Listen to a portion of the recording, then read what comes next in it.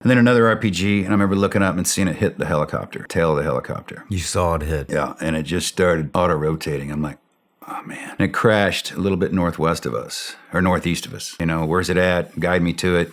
Get the convoy to go to it. You know, the mission had just changed. You know, now we got to get to that helo. And every intersection, just a hail of bullets. You had to just kind of wait and then go. And I remember going past one. There weren't people at it. And I was kind of watching around the corner, waiting for other people to cross. And then this donkey comes walking across the street, standing there like he's just chilling. And then we start taking fire, and I realize they're shooting from behind the donkey. You know, you start seeing feet behind the donkey. I'm like, all right, you got to drop the donkey to drop the dudes. I remember shooting the donkey, and it took off. And then those dudes are standing there with their, you know, guns in their hands, like, uh-oh, donkey's gone. I'm like, man, they'll do anything to get at us, you know? At one point in the night, me and another buddy were laying down at the gate, facing the crash site, open carport gate. And from this direction are all the Rangers. To the right and to the left is the bad guy territory. And two local Somalis with AKs over their shoulders, just walking, talking, came from that direction, the Rangers' direction, and walked right in front of us. I looked at my buddy, he looks at me, I'm like, he goes, oh, well. Hey, you know, and once they got out of line of sight from the team across the street, he opened up, I opened up, and one dropped, and the other one ran around the corner, you know, and then probably died too a little bit later. And at one point, I heard this clicking and dragging, and I looked down, and there's a Somalian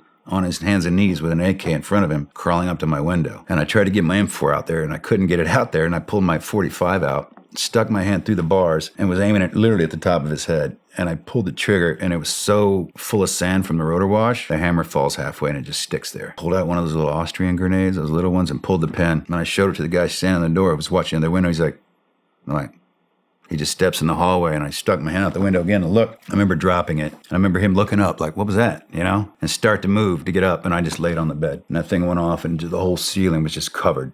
And I remember this smell of burnt hair.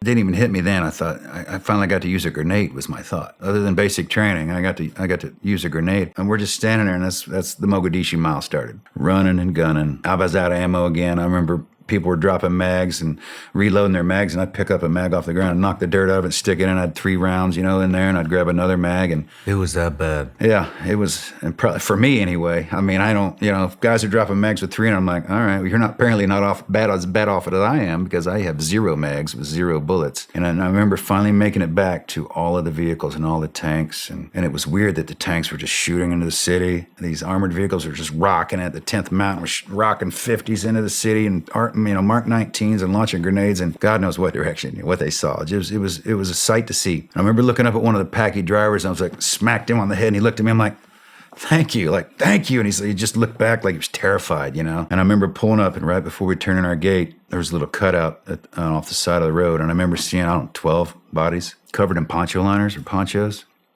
but you could see the boots.